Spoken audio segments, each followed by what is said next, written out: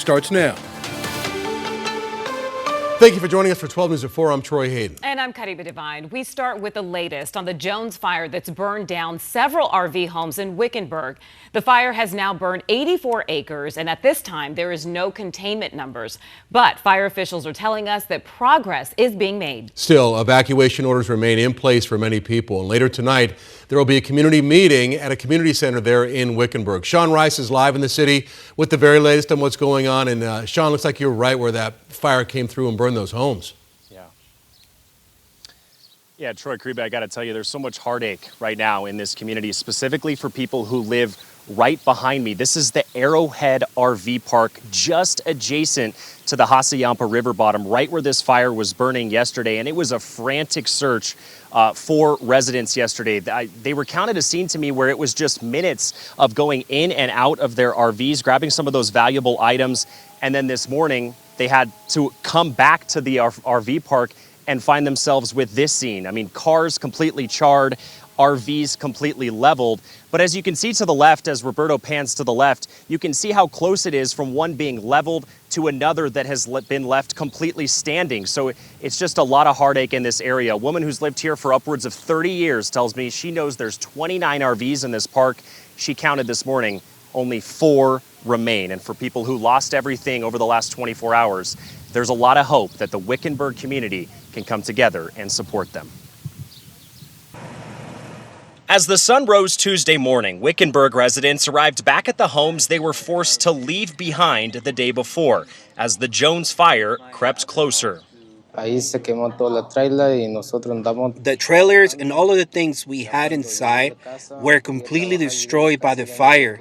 So now we are left with absolutely nothing. We couldn't do anything. Everything was already engulfed in flames. We couldn't save a single thing. Everything, absolutely everything was lost. Sergio and Francisco were both working away from their RV park as they heard of a fire and the mandatory evacuations put in place for their area. Their entire livelihood going up in flames. You feel like it's all over. All those years of hard work, managing to build up the little bit you had, only to have it all vanish in a matter of seconds. It hurts.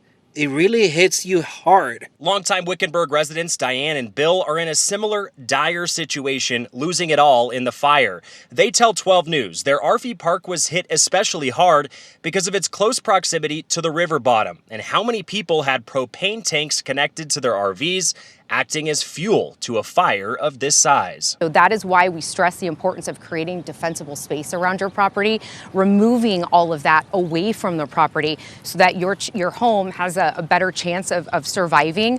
But yes, we are aware of those hazards. It's not the first time we've had to fight a fire up against propane tanks, and unfortunately, it's definitely not going to be the last. Community members have started both Diane and Bill an online fundraiser, hoping the community can come together to provide them with shelter and needed resources. Even amidst the loss of so many belongings, those impacted, grateful that their lives were spared. Thank God we are safe. We are alive. We can walk, and there's work available. And for that, we have to be more than thankful to God. Little by little, we'll make it through this. The good thing is that I'm safe right now. The blessing is, thank God, that we are all safe and sound.